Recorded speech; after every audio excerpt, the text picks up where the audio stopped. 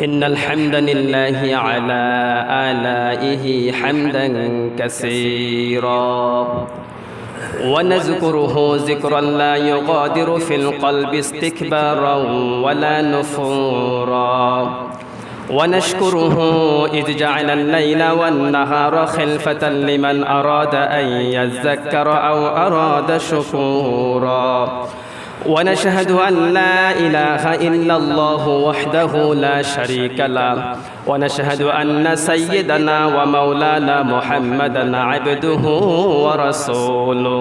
ورسوله المؤيد بالمعجزات الباهرات صلى الله عليه وعلى آله وأصحابه صلاة تتوالى على ممر الأوقات وسلم تسليما كثيرا أما بعد فقد قال الله تعالى في كلامه المجيد والفرقانه الحميد أعوذ بالله من الشيطان الرجيم بسم الله الرحمن الرحيم واستفزز من استطعت منهم بصوتك وأجلب عليهم بخيلك ورجلك وشاركهم في الأموال والأولاد وعدهم وما يعدهم الشيطان إلا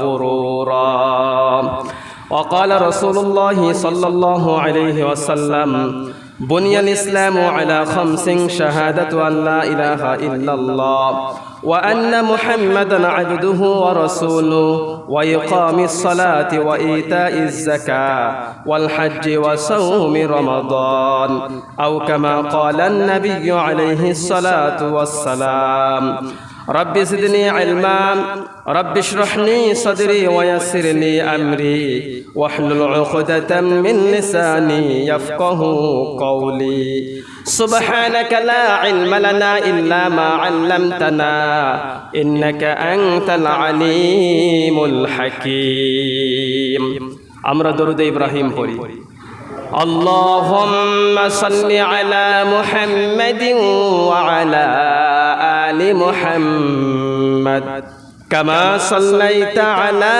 إبراهيم وعلى آل إبراهيم إنك حميد مجيد اللهم بارك على محمد وعلى آل محمد كما باركت على إبراهيم وعلى آل إبراهيم إنك حميد مجيد الحمد لله আমরা শুকরিয়া আদায় করছি সেই মহিমাময় বিশ্ব প্রতিপালকের দরবারে যিনি আমাদেরকে অত্যন্ত মেহেরবানি করে বড় ইহসান করে হায়াত দান করে সুস্থতার মস্তিষ্ক নিয়ামত দান করে হাজারো মানুষের মধ্যখান থেকে শত শত কাজ থেকে ফারেক করে জুমার সালাত আদায় করার উদ্দেশ্যে গুটি কয়েকজন বান্দাকে আল্লাহ তাআলা মসজিদে আসার মতো বসার মতো তৌফিক দিয়েছেন। সকলে উচ্চ আওয়াজে কালিমাতু শুকর আদায় করে নিচ্ছি আলহামদুলিল্লাহ। দরুদ ও সালাম পাঠিয়ে দিচ্ছি বিশ্ব মানবতার দূত ইমামুল মুরসালিন সাইয়্যিদুল মুরসালিন রাহমাতুল লিল আলামিন রাসূল আকরাম নূরে মুজাসসাম। আমরা সকলে উচ্চ আওয়াজে দরুদ ও সালাম পাঠিয়ে দিচ্ছি, সকলে বলছি সাল্লাল্লাহু আলাইহি ওয়াসাল্লাম। সম্মানিত উপস্থিতি, মহান আল্লাহ সুবহানাহু তাআলা পবিত্র গ্রন্থ আল কোরআন সূরাতুল বানী ইসরাঈলে বলছেন ওয়ামা ইয়াইদুহুমুশ শাইতানু ইল্লা গুরুরা। তোমাদের সাথে শয়তান যেই ওয়াদাগুলো করে থাকে এগুলো শুধুই ধোঁকাবাজ। তাহলে আল্লাহ তাআলার এই কথা অনুযায়ী বোঝা গেল যে শয়তানও মানুষদের সাথে ওয়াদা করে থাকে। যদি নাই করে থাকে তাহলে আল্লাহ সুবহানাহু তাআলা শয়তানের ওয়াদার কথাটা তিনি কোরআনে উঠায় দিতেন না। তো যেহেতু আল্লাহ তাআলা শয়তান মানুষের সাথে ওয়াদা করে, মানুষ বুঝুক আর না বুঝুক, যেহেতু আল্লাহ তাআলা বলেছেন তাহলে সত্যই শয়তান মানুষের সাথে ওয়াদা করে। তো কি কি বিষয়ে শয়তান ওয়াদা করে? আল্লাহ সুবহানাহু তাআলা শয়তানকে যখন বললেন যে তুই নিচে নেমে চলে যা, তখন শয়তান আল্লাহ সুবহানাহু তাআলার কাছে বলছেন, ওয়াস্তাফজিজ মান ইসতাতা'তা মিনহুম বিসাউতিকা ওয়া আজলিব আলাইহিম বিখাইলিকা ওয়া রাজলিকা ওয়া শারিকহুম ফিল আমওয়ালি ওয়াল আওলাদি ওয়া'iদুহুম। এই আয়াতের মধ্যে আল্লাহ সুবহানাহু তাআলা শয়তান প্রায় ৬টি পন্থায় মানুষদেরকে আহ্বান করে, ৬টি কাজে মানুষদের সাথে ওয়াদাবদ্ধ হয়। তার মধ্যে ওয়াস্তাফজিজ মান ইসতাতা'তা, প্রথম নাম্বার যে শয়তান মানুষদেরকে তার কথার দ্বারা দাওয়াত দেয়, তার কথার দ্বারা মানুষদেরকে আহ্বান করে এবং তার উপরে ওয়াদাবদ্ধ করে নেয় মানুষদেরকে। কি কথা, কিভাবে, এ বিষয়ে আমরা গত জুমায় আলোচনা করেছি। তাহলে ২ নম্বরে মান ইসতাতা'তা মিনহুম বিসাউতিকা ওয়া আজলিব আলাইহিম বিখাইলিকা। ২ নম্বরে শয়তান মানুষদের সাথে ওয়াদাবদ্ধ হয়, মানুষদের সাথে মানুষদেরকে আকর্ষণ করে, মানুষগুলোকে ধোঁকাবাজ বানানোর জন্য আহ্বান করে, সেটা হলো শব্দ দ্বারা। এই শব্দের বিষয়ে আমরা আলোচনা গত জুমায় করেছি ইনশাআল্লাহ। তাহলে আমরা এখানে ২টি পন্থা পেয়েছি।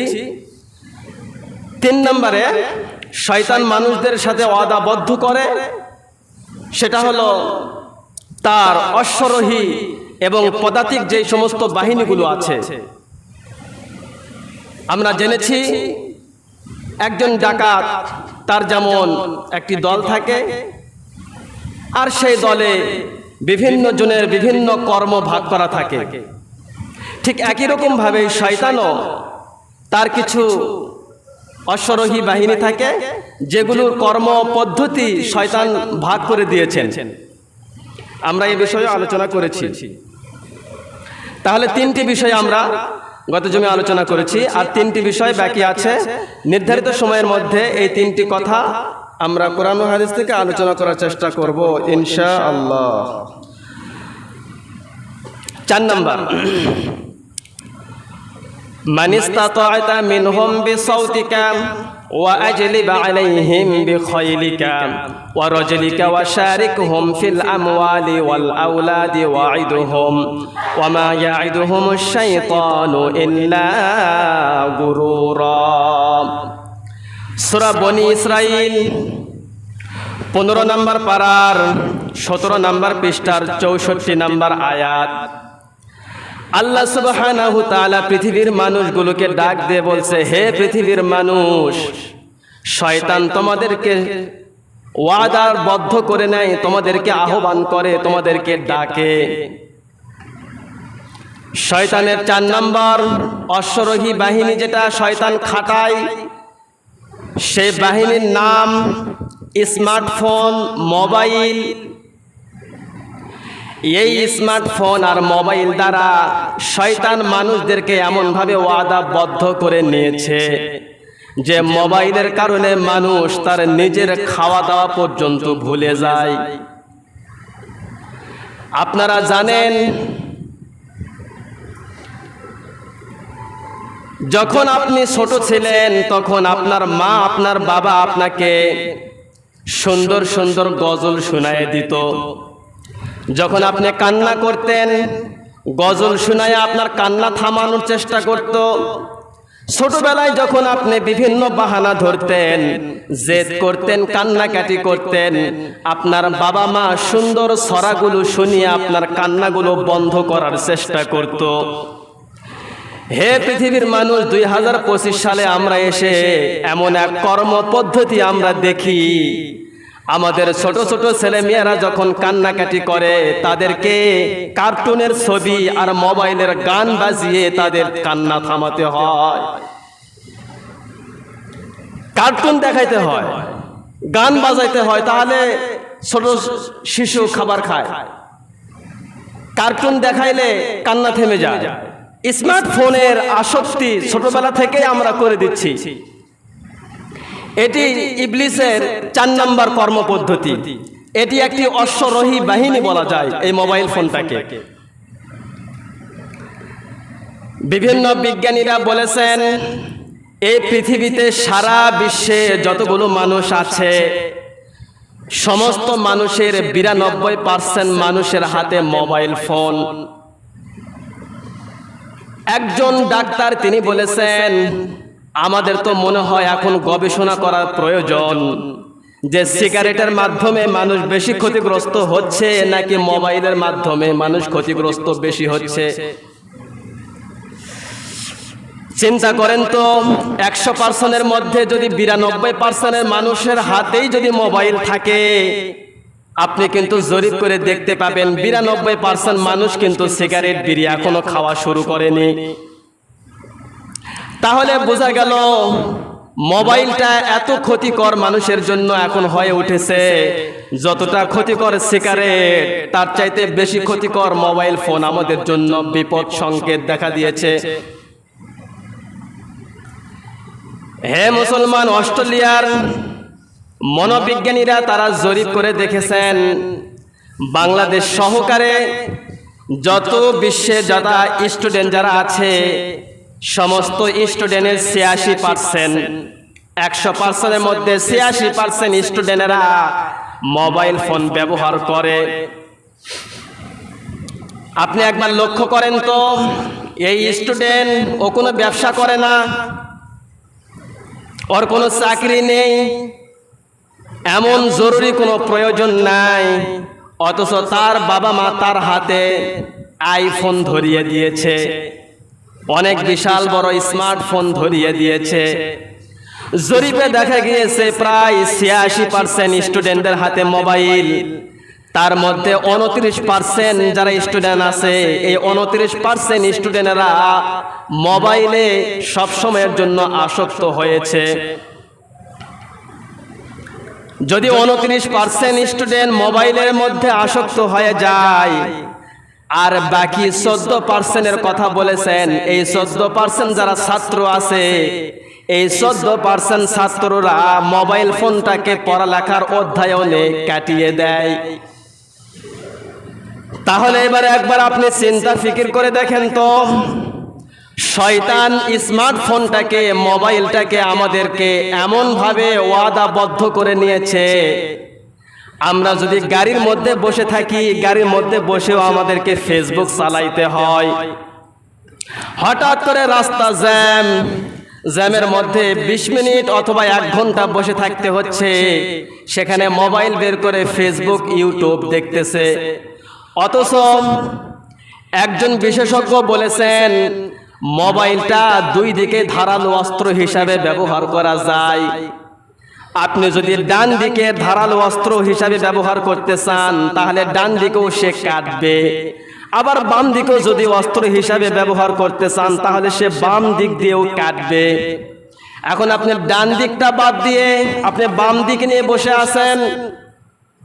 এই জন্যই তো ইবলিস অশ্বরোহী বাহিনী হিসাবে প্রত্যেকটা মুসলমানের পকেটের মধ্যে, প্রত্যেকটা মুসলমানের ঘরের মধ্যে, হাতের মধ্যে স্মার্টফোন ধরিয়ে দিয়েছে।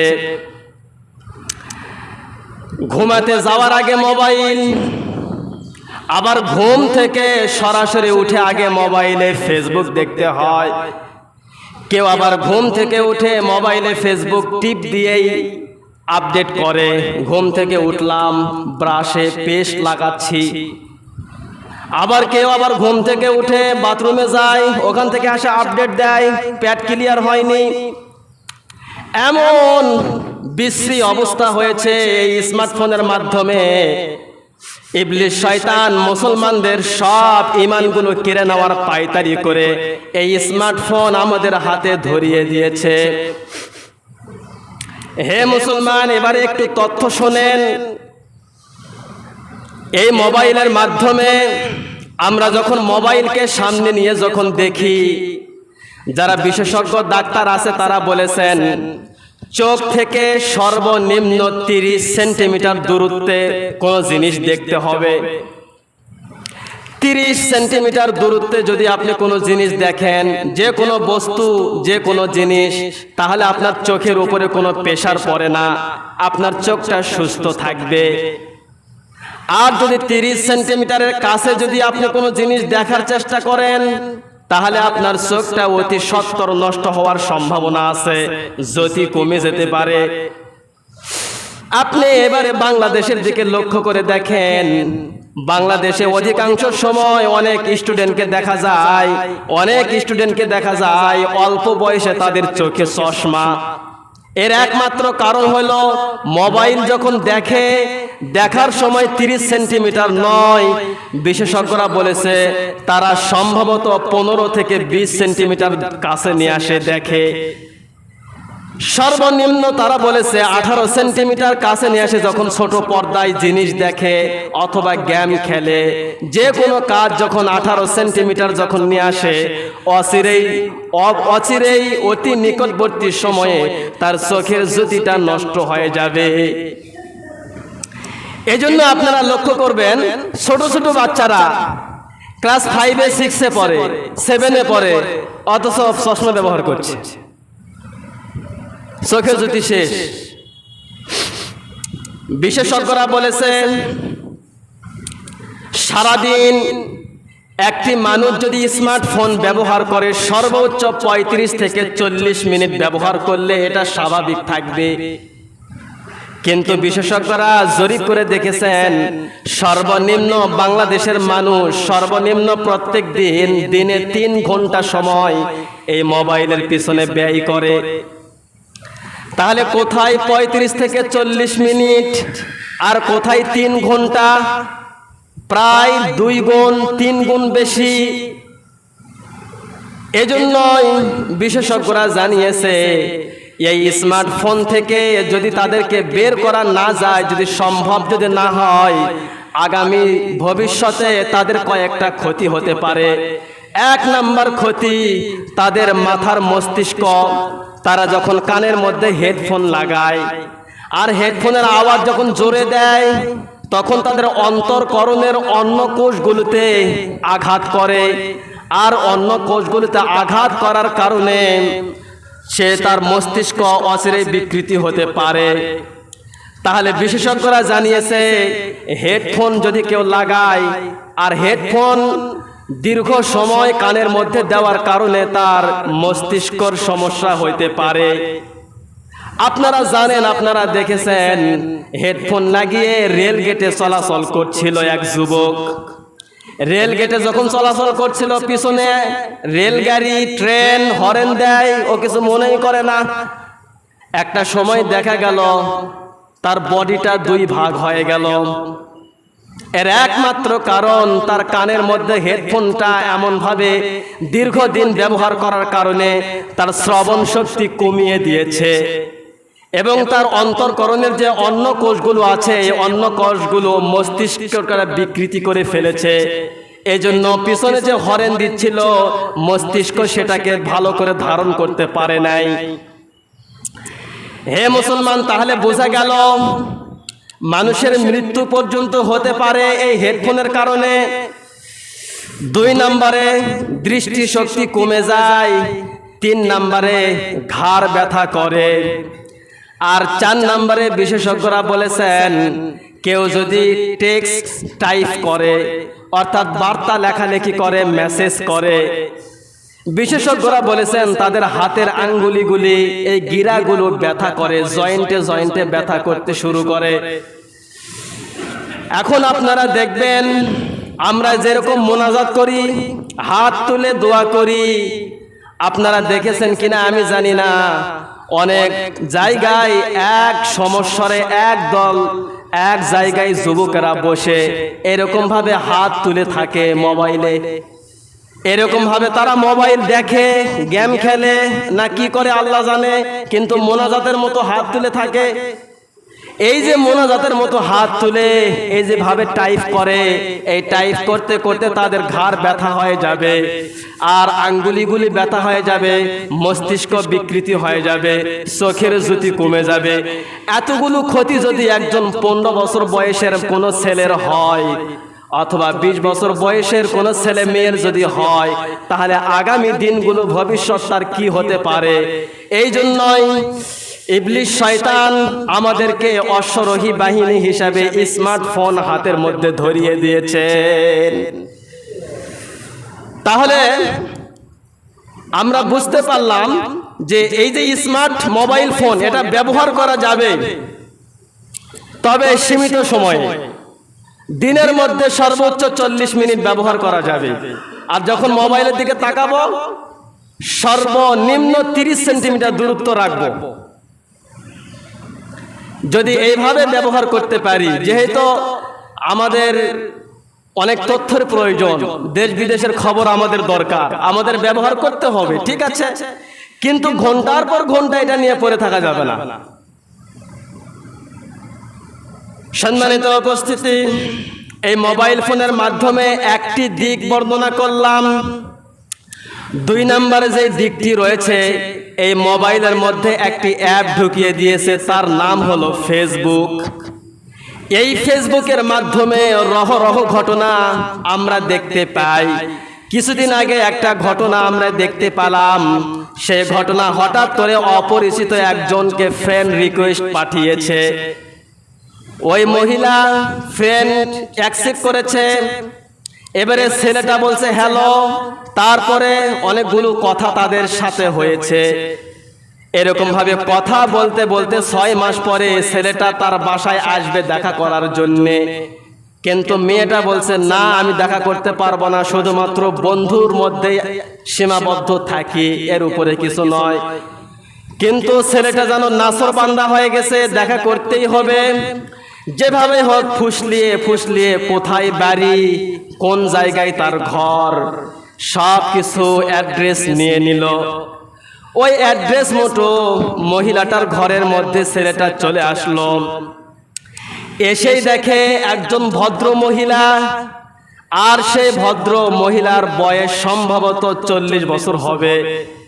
40 বছরের ভদ্র মহিলা, চোখের দৃষ্টি একটু প্রতিবন্ধী। এইরকম একজন মহিলা যখন দরজা খুলে দিল, ওই ছেলেটা মনে করলো সম্ভবত ওই মেয়ের মা হবে এটা। যখন দরজা খুলে দিয়ে বলল আসো, ঘরের মধ্যে আসো, ঘরের মধ্যে বসতে দিল। কিছুক্ষণ পরে ওই ভদ্র মহিলা তার জন্য পায়েস নিয়ে আসলো। পায়েস নিয়ে আসে ছেলেটাকে বলছে, আমি তোমার অনেক পছন্দের পায়েস রান্না করেছি, খাও। ছেলেটা এবারে বুঝতে পারতেছে আমি যে পায়েস পছন্দ করি, এত কিছু এই মহিলা জানে কিভাবে। ছেলেটা ডাক দিয়ে বলছে, আপনি একটু যার সাথে আমি কথা বলতাম তাকে একটু ডেকে দেন।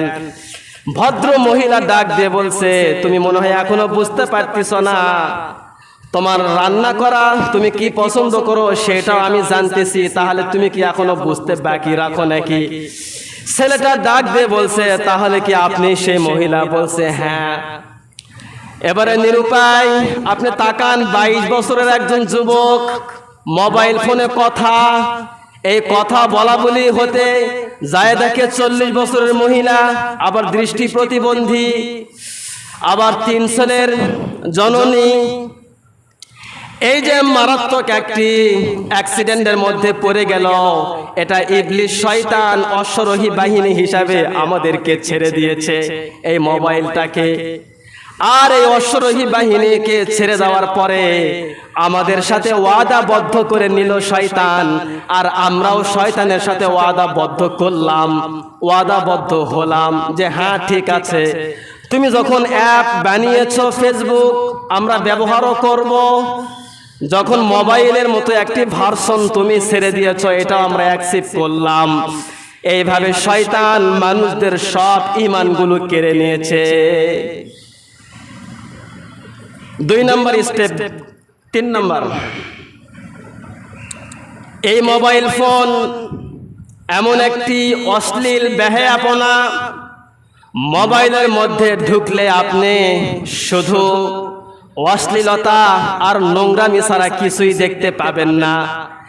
ইহুদি খ্রিস্টান যারা আছে তারা ভালো করেই জানে মোবাইলের মধ্যে যদি নোংরা কিছু ছবি যদি দেওয়া যায়, তাহলে ঈমানদার যারা আছে তাদের ঈমান মুহূর্তের মধ্যেই শেষ হয়ে যাবে। এই কথা চিন্তা ফিকির করে তারা অশ্লীল কিছু ভিডিও আপডেট করতে শুরু করলো। আপনাদেরকে একটি ঘটনা শোনাই। একজন মুয়াজ্জিম, সে 40 বছর ধরে একটা মসজিদে আজান দেয়। একজন খ্রিস্টান, সে চিন্তা ফিকির করলো 40 বছর থেকে মুয়াজ্জিম এই মসজিদে আজান দেয়, জিকির করে, ইশরাক পড়ে, আওয়াবিন পড়ে, তাহাজ্জুদের নামাজ পড়ে, মানুষদেরকে ভালো ভালো কথা বলে, মানুষদেরকে ওয়াজ নসিহত করে।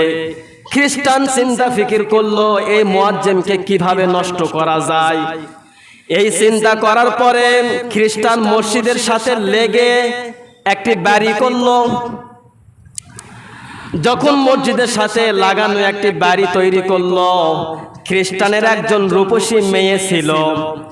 মুয়াজ্জিম সাহেব সেই জামানায় মাইক ছিল না, ছাদের উপরে উঠে তাকে আজান দিতে হয়, মিনারে উঠে তাকে আজান দিতে হয়। মুয়াজ্জিম সাহেব 40 বছর থেকে, শুধু মুয়াজ্জিনের বয়স 40 বছর থেকে ওই মিনারে উঠে তিনি আজান দিতেন। হঠাৎ করে একদিন উঠে দেখেন একজন রূপসী সুন্দরী মহিলা। এবারে মুয়াজ্জিম আজান আর দিতে পারল না, এক নজর দেখে সঙ্গে সঙ্গে তার প্রেমে পড়ে গেল, আকর্ষিত হয়ে গেল। মুয়াজ্জিম নিচে চলে আসলেন, দরজায় নক করলেন। ওই যুবতী মহিলা দরজা খুলে দিলেন, ডাক দিলেন, হুজুর আপনি তো সম্মানিত মানুষ, এখানে বহুদিন ধরে আপনি আজান দেন, তো হঠাৎ করে আমার দরজায় কেন এসেছেন? এবারে মুয়াজ্জিম সাহেব দরজা খুলে ভিতরে ঢুকে সিটকি লাগে দিয়ে বলছে, তোমার জন্য দুটা অপশন আছে। এক নম্বরে অপশন হয় বিছানা বেছে নিতে হবে, আর 2 নম্বর অপশন না হয় তোমাকে মৃত্যু বেছে নিতে হবে। দুইটার মধ্যে যে কোনো একটা নিতে পারো। এবারে খ্রিস্টান মহিলা দেখছেন তিনি একজন পুরুষ মানুষ, আর মহিলা কেবল যুবতী মাত্র, তার শক্তির সাথে কোনোভাবে পারবে না। এবারে যুবতী মেয়ে তাকে ডাক দিয়ে বলছেন, হুজুর আপনি জানেন আপনি এক ধর্মের আর আমি আর এক ধর্মের, যদি আপনি আমাকে পেতে চান তাহলে আপনার ধর্মটা ত্যাগ করে আগে আপনাকে খ্রিস্টান ধর্ম গ্রহণ করতে হবে। মুয়াজ্জিম সাহেব আগ পিছ কিছু না ভেবে সঙ্গে সঙ্গে বললেন, মুহাম্মাদের ধর্ম ত্যাগ করলাম, আর ঈসার পরবর্তী সময়ে ঈসার যে ধর্ম খ্রিস্ট সেটা আমি গ্রহণ করলাম, করে খ্রিস্টান হয়ে গেলাম। এবারে মহিলাকে ডাক দিয়ে বলছে, এবারে তোমার হয়েছে তো? মহিলা বলছে, না হয়নি, তুমি সবে মাত্র মুখে মুখে বললে আমি ধর্ম ত্যাগ করলাম, এরপরে আমার সঙ্গে থাকার পরে তুমি যদি আবারও যায় বলো আশহাদু আল্লা ইলাহা ইল্লাল্লাহু ওয়া আন্না মুহাম্মাদান আবদুহু ওয়া রাসূলুহু, এই কথা যদি তুমি বলো তাহলে তো আমার কিছু করার নাই, সুতরাং তোমার জন্য আরেকটি অপশন আছে। মুয়াজ্জিম সাহেব ডাক দিয়ে বলছে, কি সেটা? এবারে ভদ্র মহিলা যুবতী মেয়ে তাকে ডাক দিয়ে বলছে, পাতিলের মধ্যে শুকুরের গোশত আছে, ওটা খেতে হবে। মুয়াজ্জিম সাহেব পাতিলের মধ্যে গিয়ে দেখেন শুকুরের গোশত, কারণ তারা খ্রিস্টান, তাদের ঘরের মধ্যে সব সময়ের জন্য শুকুরের গোশত থাকা স্বাভাবিক, যেমন আমাদের ঘরের মধ্যে গরুর গোশত থাকা যেরকম স্বাভাবিক, তাদেরও সেরকমই। এবারে মুয়াজ্জিম সাহেব কিছু না ভেবে শুকুরের গোশত পেট ভরে খেয়ে নিলেন। মহিলাকে ডাক দিয়ে বলছেন, এবারে তোমার হয়েছে? মহিলা ডাক দিয়ে বলছেন, না হয়নি, আরেকটি কাজ করতে হবে। এবারে ডাক দিয়ে বলছে, আরেকটি কি কাজ করব? ভদ্র মহিলা ডাক দিয়ে বলছে, ঘরের কোনায় মদ রাখা আছে, মদ খেতে হবে। এবারে মুয়াজ্জিম সাহেব মদও খেলেন, খেয়ে মাতাল হয়ে গেলেন, জীবনে কোনোদিন খান নাই। মাতাল অবস্থায় যুবতী মহিলা চিন্তা করছেন, আল্লাহ আমি একজন খ্রিস্টান, উনি একজন মুয়াজ্জিন, এতগুলো চেষ্টা করলাম তার কবল থেকে বাঁচার জন্য, কিন্তু সে সব পূর্ণ করলো, আমি কিছুতেই বাঁচতে পারলাম না।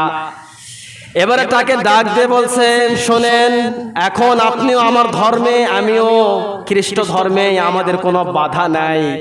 আমার বাবা বাহিরে গেছে, সে সেখান থেকে আসলে আমাদের বিয়ে হতে হবে, বিয়ে ছাড়া তো থাকা যায় না।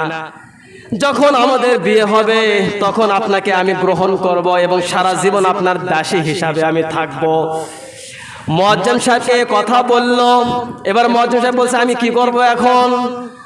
ভদ্র মহিলা ডাক দিয়ে বলছে, আপনি ছাদের উপরে ওয়েট করেন, আমার বাবা আসুক, তারপরে আপনি আমার সাথে বিবাহে বন্ধনে আবদ্ধ হবেন। এবারে ছাদের উপরে চলে গেলেন।